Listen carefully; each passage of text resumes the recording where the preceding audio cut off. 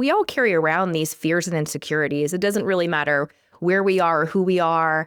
I've coached some incredible CEOs of billion-dollar organizations, and they still have fears and insecurities that we in our minds think go away when you hit a certain status or have a certain amount of money. It's not true. We're still humans. We still carry it around, and the world is our mirror. Chad Peterman here, and you are listening to Can't Stop the Growth, a platform for leaders and teams to grow and thrive. We highlight the importance of personal development, pursuing greatness, and always chasing your potential. Let's get into it. Hello and welcome to another episode of Can't Stop the Growth. I'm your host, Chad Peterman, and today I have a very special guest on the podcast.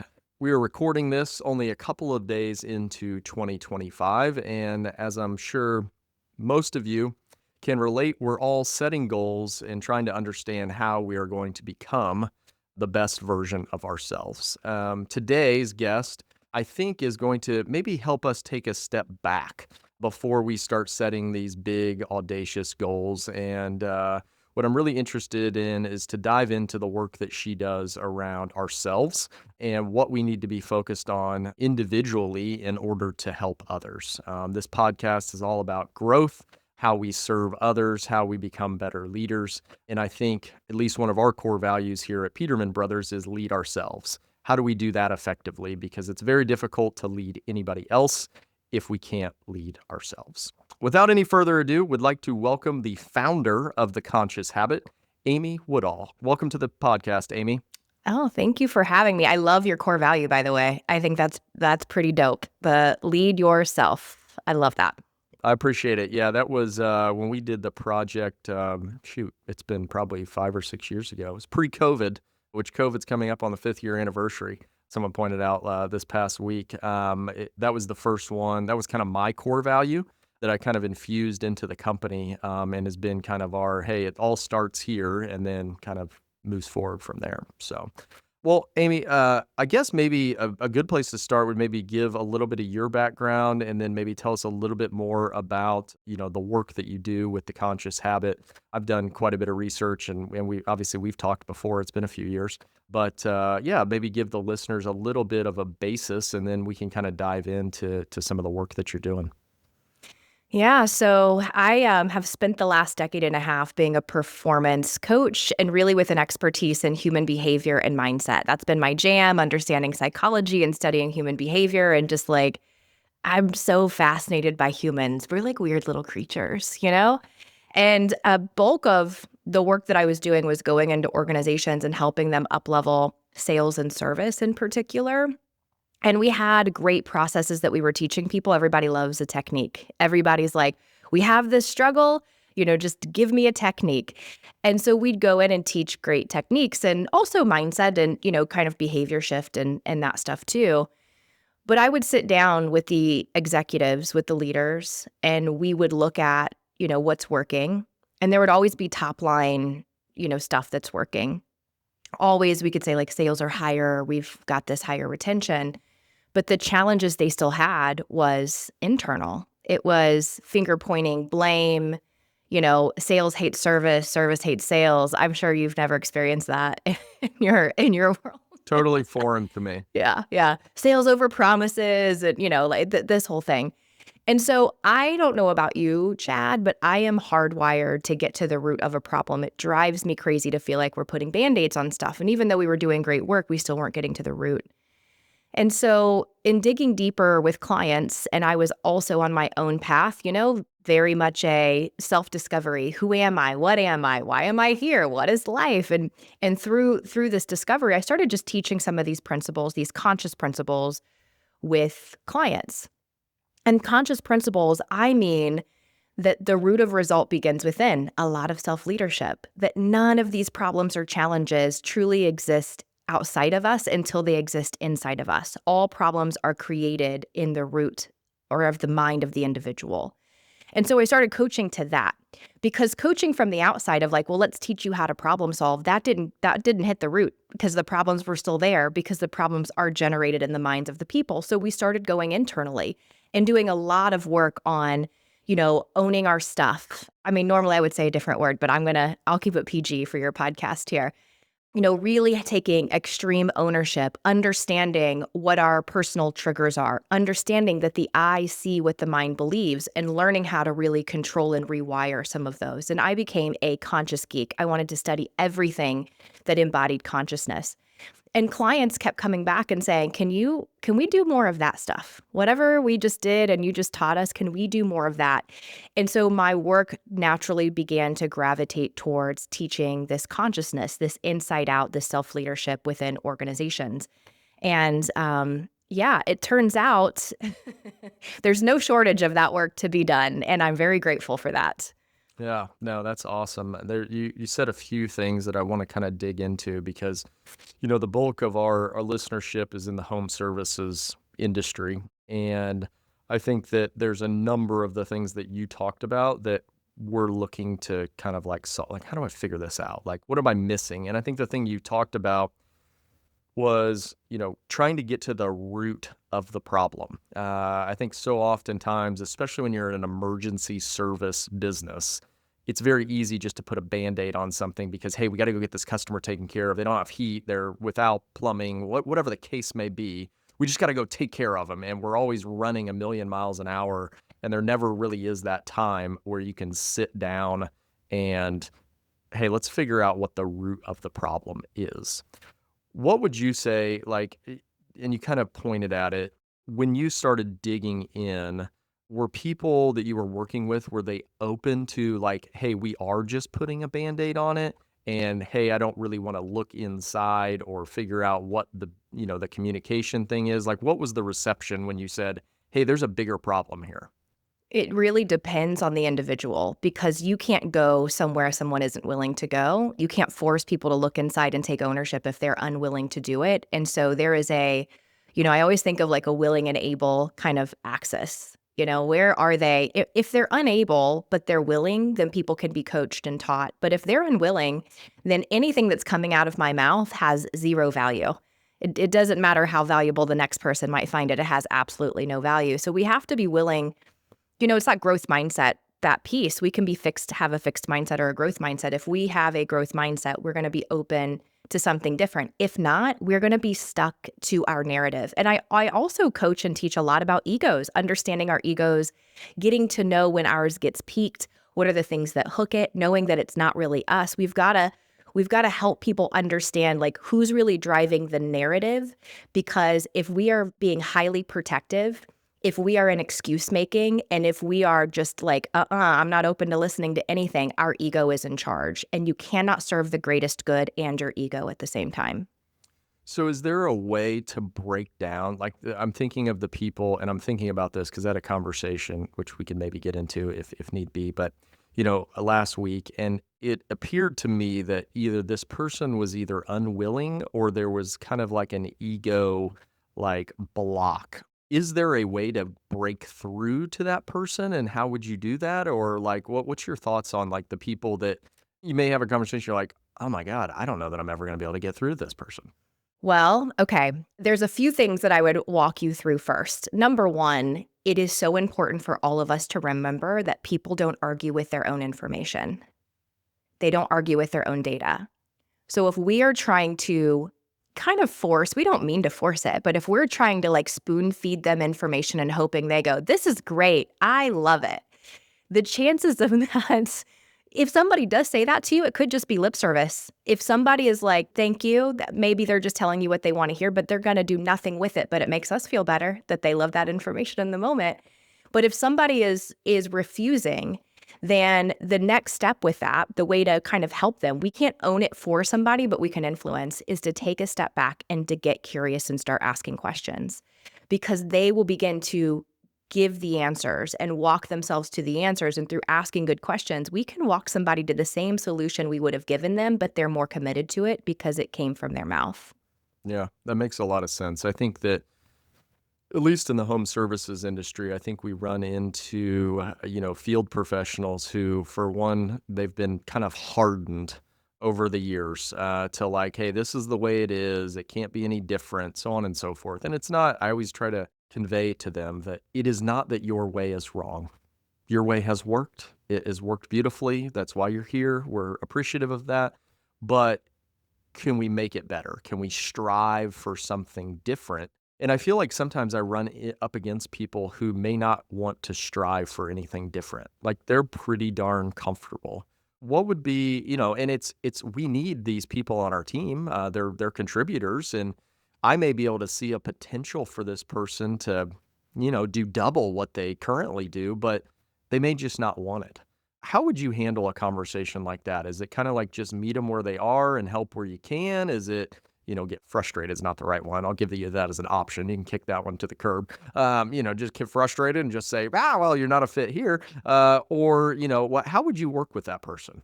Gosh, first of all, I am married to this person. Okay. My husband works in home services, by the way, and he is very much a like, just take life as it is. This is fine. Life is working. And I'm a very different individual for your listeners. You may find also that we do tend to marry our opposites. It is what keeps the world moving and also what has us contemplating hugging the other one's face with a pillow when they sleep. But Yeah. we rarely do that. We rarely follow through with that. But here's what I would say. We've got to check our ego in that moment because there's sometimes that we want growth to appease our ego and not even necessarily the greater good. Because one ego type is the high achiever. And if the high achiever ego is, here's the story, okay? What we do not know in the subconscious and unconscious mind is what's driving that high achiever ego is I'll be happy when. I'll be happy when we hit this amount of money. I make this money. We get this place. And they thrive on the chase. And as humans, we're kind of hardwired for a chase too. So there's nothing wrong with that unless we feel as though it's going to prove something when we get there. Okay. Meaning it's going to prove I'm good enough, I'm worthy enough, etc. And so there can be people who want other people to really push themselves, but the people who want the pushing, it's to serve that agenda of I need to grow for growth's sake.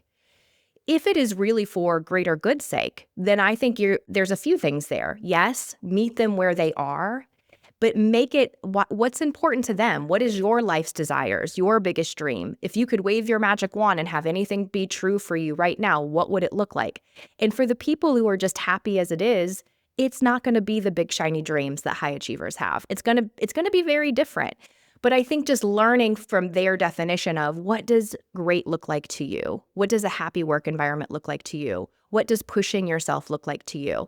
Getting their information is going to be important. And then I also think marrying that with some borrowed belief, because we are a byproduct of the environment we've been around and what we know is capable. And I can see this with my husband as well, who he's in home services. He's in a commission job. He's not sales. He was always an hourly guy. And when they brought this idea to him to go to commission, everything within him wanted to go the safe route. And with some encouragement, I encouraged him, take a risk. We'll be fine, whatever you do. And through borrowed belief of other people, he has been able to blow his own mind of what he's been capable of achieving going that route. So I think it is meet them where they are. Here's the steps. Number one, check why it's so important for us to grow. Where is that coming from? Meet them where they are. Find out their information. What does growth look like to them? It's going to be a very different definition. And then provide some borrowed belief along the way. That goes a long way when somebody says, you're capable of so much. I see so much opportunity in you. Some people will lean in and some people won't, but that's on them. Yeah. No, I think that's a great point. And I think too, it's, really separating, and you made this comment a couple of times, that not everybody's wired the same. So we're like, for you or I, well, let's do it. We can do 8 more things. We can go do this and do that, and it'll be great. Some people aren't wired like that, and that doesn't make them wrong, but we have to understand that that's probably the minority of people who want to do that. Now, make sure you have those people in the right seats, but if everybody on your team was like that, you'd probably have some more problems to try to figure out.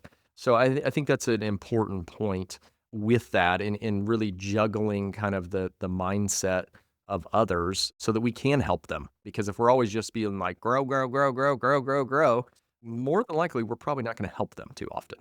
Well, and I think also, I've done a lot of work in blue collar organizations over the years, and I know there can be a little bit of us against them mentality that can happen.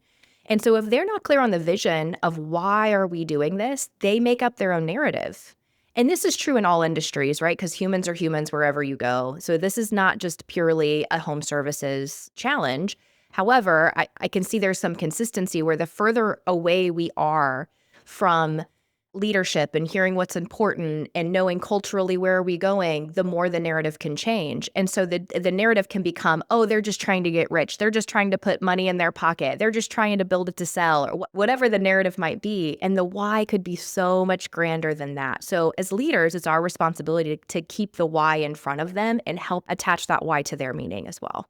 Yeah, I think that's something we've been talking about here, more and more, it seems, is really emphasizing the need for one-on-ones between our managers and our field professionals. And, we've said that the one-on-one is where you're going to build the trust with your people. And then that's where you're also going to uncover their why. And, what we tried to convey is that their scoreboard may look different than yours as the manager. You as a manager, again, to your point, you're closer to the why, you're closer to the big picture, you can see all of these things. Whereas, a field professional who's out in his truck by himself each and every day, logistically, they're not close. They're not as close to the mothership as you are. And so find out what their scoreboard is. Maybe it is their paycheck. How do I help you, increase that? Or, maybe you want to learn some new skills within the trade that you're in or whatever that looks like. But, we need to connect on that. It's probably not hitting budget this month. That's probably not their big why. Like they don't I'm not naive enough to think that they're all just like, "Oh, we need to hunker down for this budget this month. It's gonna be awesome." But how do we connect with them there? And then we can begin to support and help them along the way. I mean, that just knowing the definition, that's been the theme kind of this whole conversation is like get their information because I mentioned that the eyes see what the brain believe. 95% of our day is spent with the subconscious and unconscious mind running the show. Those are hardwired patterns of us on repeat, and they also hold our definition for things. And so even saying the word growth, your definition, my definition, their definition, it's going to be so different. And when I say that, I see what the brain believes, it really means that our brain, our eyes will create a narrative that's equal to what is happening in our mind, equal to that 95%. And so if we don't know what their makeup is, we don't really know what stories they're telling themselves. We do not know what good or bad looks like. We have no clue. So our information really is pretty useless compared to theirs and understanding where it is that they're coming from, their needs, their wants, their desires, etc. Yeah, no, that makes a whole lot of sense. I guess one thing I want to get into is, your organization is called the Conscious Habit. And I think as we start off a new year, obviously habits are probably, hopefully top of people's minds of, hey, I need to start doing this, need to do a little bit less of that, whatever the case may be. What do you see in your work as kind of the hurdles that people struggle with when it comes to creating a habit in their life? It's hard to overcome being ourselves. That's the thing. There's actually a great book by Dr. Joe Dispenza called Breaking the Habit of Being Yourself. And he provides some really great insight on this work that we can be incredibly well-intentioned. And the bad thing is that we beat ourselves up of feeling like we're just not disciplined enough. The truth is we don't understand our human nature enough. And so we have these bright, shiny ideas and are like, come Monday, you know what? I'm going to love going to the gym and, eating protein bars. And the thing is, Monday, we're still the same person. And so we might even be able to get on a roll for a little bit if there's a carrot and a stick thing. If it's like, oh, I've got a competition I'm doing or I'm going on vacation, there can be a little carrot or stick piece, but we're not making it sticky and necessarily lasting. And so it is learning this inside out stuff. Like I had this urge. Where did that come from? I just felt the need to I'm doing dry January, but I feel the need to go pour alcohol. We're so used to living outside in of just doing the thing and not necessarily reflecting that in order to have habits become stickier, we really have to look through it through the conscious lens. So there's an easy breakdown. This is not new. I didn't make this up. This has existed for forever. It's the wheel of insanity, which is our beliefs, are what drive our judgments. And our judgments are those things that are going to, yes, no, good, bad, like this, don't like this. And the judgments are almost always automatic if we're not paying attention. Our judgments influence our behavior. So we could have the judgment of like, let's say it's working out because it's January. Who doesn't have a workout goal, right? Like, let's say it's working out where like the judgment is, oh, it's too cold outside, actually. I'm not going to go to the gym today. I'm going to start it tomorrow. So that judgment is what motivates the action or the inaction. And the action is what creates our results. And so if we do nothing different, we get no different result. And that result is what either rewires or reconfirms our belief system.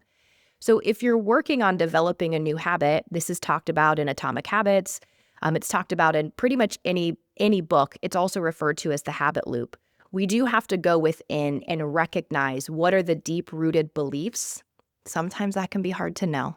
So if we can't get that, my recommendation is, can you catch the judgment? Can you catch the automatic, like, the judgment of like, oh, I'm going to pick up the bottle of wine? And can you create a pattern interrupt in the judgment in order to take a new or different action to create a new or different result enough times that it rewires the thinking? So that is the pattern for habit. It might be easy to look at on paper. It's not super easy to overcome, being human. Yeah, no, I think you're spot on. I think some of the stuff that I've learned in when like creating a new habit, I always think of the one that I feel like I've caught like more is like eating healthy. So like if I'm hungry and automatically like probably something that's not so great comes to mind. Like, ooh, I'd love to have this, especially on the weekend, right? But what I've found is that when I do that, I feel good while I'm eating said thing, probably not great afterwards. So essentially, I'm going to choose this to feel good for 10 minutes. It's like, well, maybe I could just get something a little bit healthier. I'm probably going to feel about that good because my stomach's going to be full, and it's not going to be growling. And it's amazing. Like once you start like, all right, well, how good am I going to feel and for how long if I do this thing? I feel like the same thing goes for like drinking. Like, okay, I could have a drink. It's going to taste good. How good am I going to feel? And then how am I going to feel tomorrow morning? What's that going to feel like? And then you wake up a couple of mornings after not drinking maybe for the next day, and you're like, oh God, that feels a whole lot better. And I'm going to feel good all damn day long, as opposed to I'm not going to feel so great for most of the day. So I think that's similar to what you're talking about is figuring out what it is that you're actually doing. Yeah, there's so much more to it, but I think this going in and just being curious of like, oh, what does kind of trigger this behavior, this thinking, or where does it really come from? Rather than, again, living life from the outside in instead of the inside out, where we're just used to this behavior happening. So we're kind of robots in a lot of ways. We don't always recognize it, but a lot of our behavior is very reactionary. Like, oh, it's Friday. I had a long week. I feel like it's time for a beer, a glass of wine, or whatever. And if we can resist the urge to act between the judgment and the action, if we can just create a gap between that, then oftentimes the urge will subside because that is just it's hardwired. We've kind of trained ourselves to anticipate the dopamine that's on the other side of that.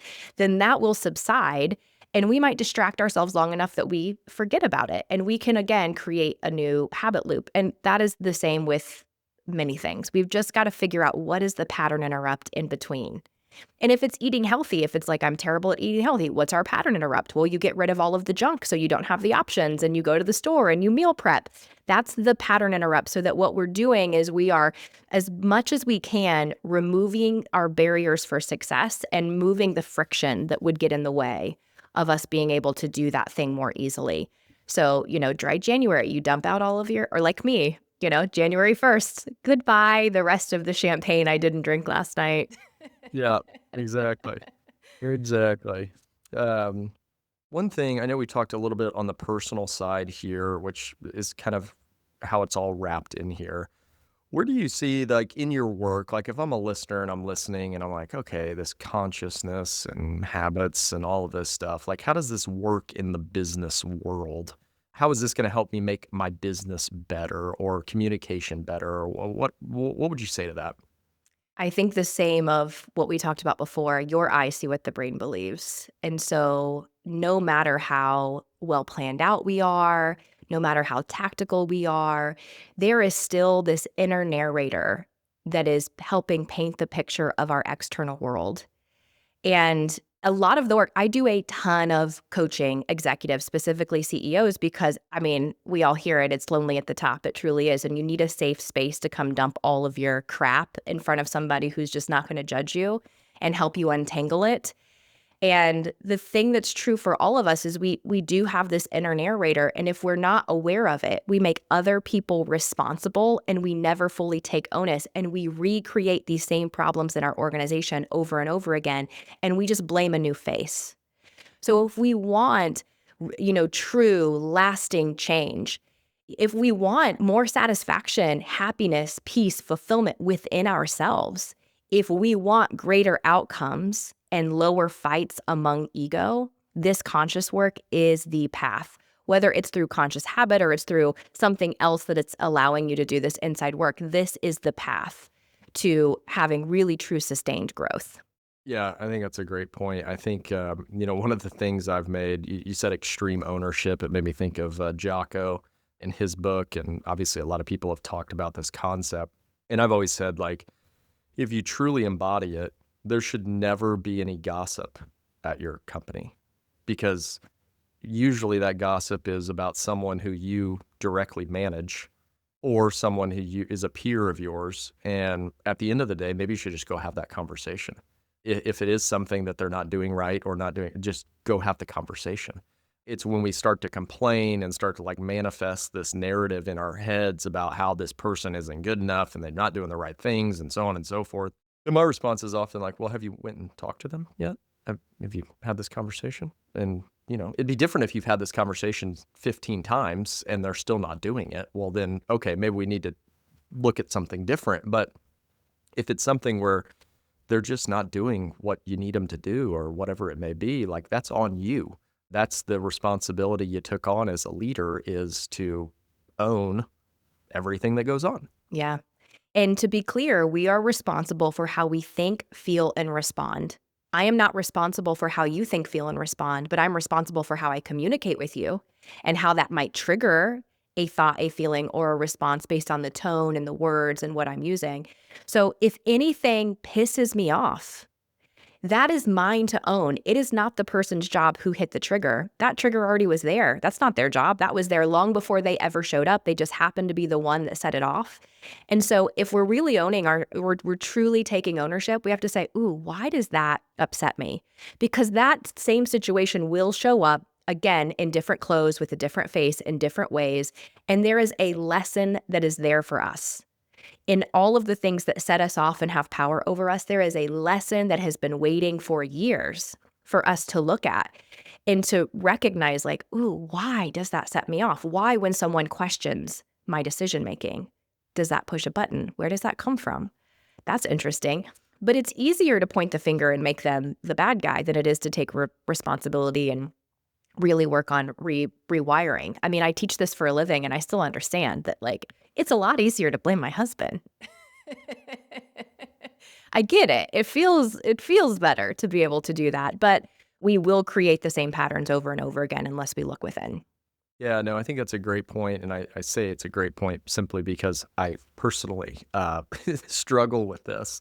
What tips would you give people for identifying these triggers? Like, we all have them, and they were, a lot of them are hardwired since we were little or, raised, or how do you identify these things? Or like, I can identify a couple personally, but like, I know that there's more that I'm missing in some form or fashion. Yeah, and also they can come up in different ways. So I like to lead people through the conversation of, how would someone know when you're stressed? What are the telltale signs when you're stressed? Because those triggers are hit even faster if our nervous system is dysregulated. We cannot outrun our human nature. No matter how well-intentioned we think we are, we have this thing called a nervous system that kind of runs the show. And if my nervous system is dysregulated, not only will I be triggered more, my stress triggers are going to be, more extreme, but my thinking is also dysregulated because the brain is going to follow what's happening in the nervous system. So I like to ask people, like, how would people know when you're stressed? How would I see it? Somebody might say, well, I'd be more short, or I'd shut down, I'd be quiet, da da da. Then walking that back, what are some situations that you've been in where you've noticed that that is the response that you've had? When somebody is giving me bad feedback, someone's upset. I think if we start to walk it back and see, when is it triggered? Sometimes we don't know, and that's where we need to reflect with each other. Maybe you say, you go to somebody on your team and say, hey, when can you tell I'm stressed? Or when can you tell I'm upset? Have you noticed a pattern in what tends to kind of trigger that frustration? If we're unaware, set our ego aside enough to go ask somebody to reveal for us.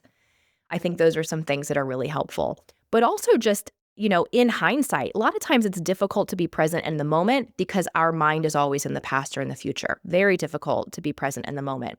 But maybe it's after an event happened and you recognize, like, I'm frustrated or I'm angry or, whatever comes up for you, to then, what was the situation? What about that situation was frustrating? If it were different, how would I have acted instead? We can start to ask ourselves these different questions. And I love Cy Wakeman. She's been on my podcast before. She's written a book called No Ego. She has this saying that is, people love to drive their BMWs around the office, which stands for bitching, moaning, and whining. And she has this exercise that she puts people through, especially when they're like frustrated or upset about something. So I'll kind of piggyback on with an exercise here. And it is called Rewrite the Story. It's where you have someone write out everything that's happening in a situation that has triggered them. They're frustrated, they're angry, they're pissed off, they're sad, whatever. It's written out, and then any emotional words or opinions are blacked out. And then you just read what's left. And when she was on the podcast, her example was, here's my version of that, Amy. She's like, I'm in traffic, and some male chauvinist pig who clearly hates women based on his bumper stickers cuts me off and about throws my bumper off of my car because he thinks he owns the road and nobody else matters. And she's like, but let's rewrite the story. What's the truth? What's the real detail in that that's not my opinion? Someone got in front of me and left less room than desired between their car and mine.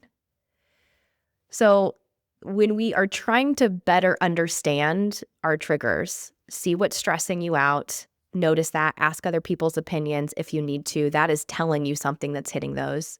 Work on being curious. Why does that upset me? Who would I rather be in this situation? What if this weren't true? Just asking ourselves questions activates our prefrontal cortex, which gets us out of that emotional brain when we're hooked. And then work on rewriting the story like Cy did, where in the end, all of that extra stuff just makes us feel better. It doesn't actually solve the situation. That is awesome. Thank you for doing that. Selfishly, this is kind of a personal therapy session for me in uncovering some of these. My favorite. Yeah, I mean, and I think, I'll tell a kind of a, personal story. I think, in a relationship, so what I've noticed is, like, if my wife and I get into a disagreement, it's often around kind of like my triggers. And when I think about it, to what you were saying, a lot of it is a trigger simply because of the narrative that I have surrounded it by. Like, oh, she's asking a bunch of questions about this. She must not believe that I can do these things, or I'm not contributing in the way that I should be, or all of this stuff. And in fact, yeah, that may have been part of my past or something that I interpreted as such, but it may not be her. She may just actually be curious to ask what the question is.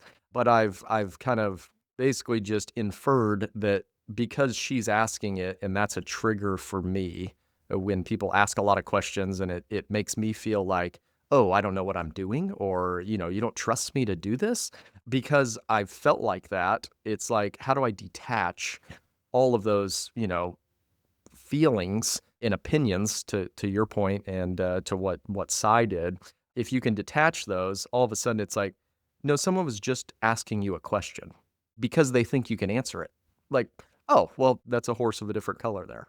It's amazing how often we accidentally, we all carry around these fears and insecurities. It doesn't really matter where we are or who we are.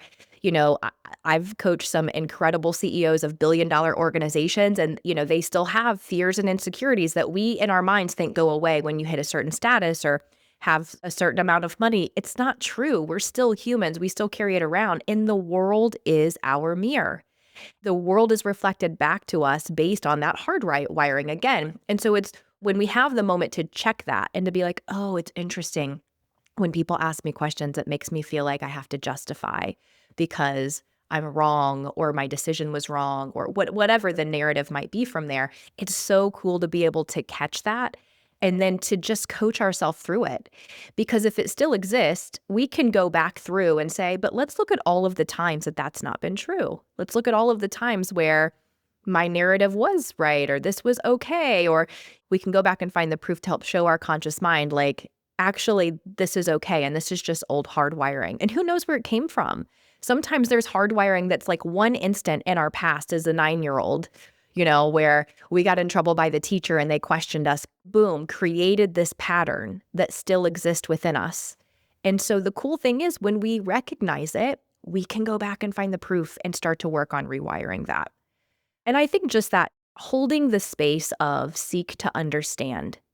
When we find we're getting triggered, if we can move into rather than I'm looking to be understood, if we flip it and just say, ooh, how can I understand them? It takes that pressure off of us and it really gets us better answers too. Yeah, I think you're 100% right. The one word that comes to mind for me is this vulnerability. And I think, I think as leaders, there's this innate wanting to always be right, to always have the answer, to always do all of these things. And when you don't, or you're put into a situation where you may not, or it feels like someone is, doing something that, or they're asking a question and you're like, what? Well, they don't even think I know what I'm doing. Like, come on, what are you talking about? And I think one of the things that I've learned to do, still not perfect, still maybe in the infancy stages of getting good at this, is just allowing yourself to be vulnerable. Like, hey, that really upset me. Why did it upset me? Well, this, and this. Well, what about that is true? Well, not much. So maybe I need to figure that out. And I think your point too about seeking to understand. I think so oftentimes we enter into conversations and it's the wanting to be right or wanting to look good or wanting to have the answers. Whereas if we enter that conversation wanting to just understand the other person, where can I contribute? Where can I help? Oftentimes we find ourselves in such a better headspace to be productive. Yes, amen to that. When we are inward, I've heard it said, I'm going to kind of butcher I don't know the direct quote, but basically it's like the more selfish you are, the more miserable you are. So the more we're thinking about us and our agenda and what we need and protecting ourselves, the more likely we're going to experience misery outside of ourselves and inside of ourselves. I think it's so important for every leader to know the difference between their ego and their highest best self, because I made mention of high achiever ego. But there's also the praise ego, which is like, I need other people to approve of me because if I don't have their approval, then I may not approve of myself. And so things like somebody disagreeing with you or giving you harsh feedback, it can hit that ego of being like, they don't like me. And when that happens, now the story they have in their head is like being created. And there's also the people pleaser ego. And those are the ones who will like kill themselves. They abandon themselves over and over again to show up for other people. And so their ego is like, I can't say no. I'm going to let everybody down. And if they feel like they've let someone down, the way that they beat themselves up is immense. And then the perfectionist ego, if they feel as though they've made a mistake or someone might question where they are, what they've done, they're definitely going to protect that. And so egos aren't bad, but if we know how to put them in service instead of in competition, they can really help us growing ourselves and organizationally as well, because we all have them. They're not going away. But if we can learn how to recognize, befriend, and put them in service, they work completely different. That's awesome. I got a quick question for you. Mainly, again, this may be a little self-serving because it's something I struggle with, but I'm sure others do too. When you talk about these being able to set aside your ego, I think as leaders, we go into a number of conversations that should be tougher, but we opt for the easy path because we don't want to hurt anybody's feelings. We don't want to, and I am guilty of that. Like, you show me a tough conversation and I will show you how fast I can run in the other direction. Um, but what would be your advice for, like, I can go into a tough conversation and I can do all the things we just talked about. I can want to be curious. I can want to ask the right questions. I can set my ego aside. What would be your advice for, like, how do you start that off to maybe encourage the other person to set their ego aside so that the conversation you're about to have is productive and it doesn't come across as, oh, well, this person hates me. And because that's like my fear is, like, being disliked by somebody. So working on that. But what would be your advice there? I think you've got to have a plan to remain calm, even if they're not, because we cannot control their reaction, as mentioned before. So that's before even going in. I think having that like in your own head, or like, how do we want this to go? Who do I want to be in this conversation, no matter how they choose to show up? Do I want to be loving? Do I want to be kind? Part of the conscious habit formula is love. And the reason for that is like having tough conversations is a loving act. Being curious, asking questions is a loving act.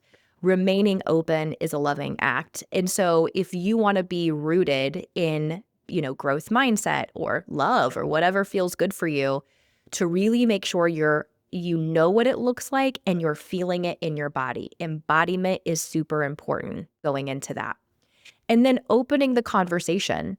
And my encouragement is whenever having any difficult conversation, the most conscious thing to do is to talk about how we want this to go. Hey, I have some things I want to share. It could be tough. Here's my goal. My goal is that you feel loved, you feel supported, we give you what you need, we walk away. So you really want to talk about the goal ahead of time. And I also think if you're going into a heated conversation, it's going to be heated. At the beginning of the conversation, say, hey, we're going to talk about some things that could be heated. And I want you to hold me accountable to not losing my temper or to not bringing my ego into it, because that's not my goal. I want to leave it aside. And so sometimes us being the first one to say it and asking for accountability, we're going to invite that other person to join us in that as well. So we can have all of that going, but let's say we're in the midst of it and they start losing their shit. They're losing their cool. We've got to be able to take some deep breaths, because we could get hooked. We could go into fight or flight. And when we're in fight or flight, again, like reptilian brain has taken hold and logic is out the window. We've got to be able to anchor in some breathing. We've got to be able to say, hey, thank you for sharing that with me. Oh, I can tell that you're, frustrated right now. We've got to be able to give some validating words, and even say, are you open for me sharing this or that? But in truth, I think the right approach is tough conversations. We get that person talking more and us less, and it goes so much smoother than if, again, we're trying to be the one that's feeding them the truth serum. Yeah, I think that's a great point. I mean, there are a lot of them in there, and that's why I've been writing this whole time. But I really like that last part about asking questions because I think you said it earlier, I don't remember how you said it, but it's hard to get excited about someone else's opinion or information. I can't remember how you said that. Like, we like our own stuff, basically. So, being able to ask questions and really dive into why they may be doing a certain thing. I found that oftentimes it's when you ask those questions, it's miscommunication or something of like, well, I thought you wanted me to do this. And it's like, oh, no, sorry. Where did you get that? Oh, well, you said this and this. I'm like, okay, well, I could see where you would get the wrong information. That's not what I meant. So let's get back on the same page here. Yeah. And that's a great point of like seeking to understand. And if we just take that as leaders, take that approach of like almost everything has an explanation, and I'm probably making some assumptions of the explanation. How do I just go to the source and get it from them? Because I do think that just have a hardwired belief that almost all people are well intentioned, but we can be poorly behaved with miscommunication or when things aren't clear or whatever. And so the behavior can be dealt with. We don't have to beat people over the head or make them feel like idiots or whatever. That just serves our ego. That makes us feel better, for some of us who are maybe a little more sadistic. I don't know. You do you, boo. But in the end, if we can just seek to understand the intention, not be blinded by the perceived bad behavior, we're going to have a much more meaningful conversation, have a deeper understanding, and we'll be able to solve it from the root rather than just trying to put a Band-Aid on some external thing that we've seen. Yeah, that's perfect. Well, Amy, I could talk probably a good portion of the day about this stuff because like you, it fascinates me because I think it's when we make the leap to try to understand how our brain works, we're able to become better leaders because there's so much going on. And you said it a number of times about how often the subconscious is working and all of these narratives that we've grown up with and learned through different experiences and different, life events and all of this stuff. And I just think this content is something that all leaders, regardless of industry, can utilize to become better leaders. With that, I know you run a podcast and I know you have, a ton of interviews and a ton of great insights. How do listeners get a hold of that information? Because I think more of this talk is what's going to hopefully propel companies and people and everything to its best version. Yeah. So podcast is out there wherever you listen to podcasts. So whatever platform you're listening to this podcast, you can find Conscious Habit too. And then we're on YouTube and you can find me on LinkedIn. That's where I'm most active and I'll share, videos and random insights and whatnot there as well. Yeah, that's perfect. Well, thanks again, Amy. I really appreciate you spending some time with us. I know listeners will get a ton of value out of this conversation. I know I've got 2 pages of notes here of things that I too need to work on and continue to cultivate within our company. But just really thank you for your time and your expertise and all the work that you're doing out there to help people. Yeah. Thanks for having me. Thanks for doing this work. Yeah, It's good work. absolutely. Thank you so much and have a great day. Thanks for tuning in. If you'd like to get connected, you can find me at chadmpeterman.com. To see what our team's up to, you can visit petermanbros.com. As always, keep growing out there.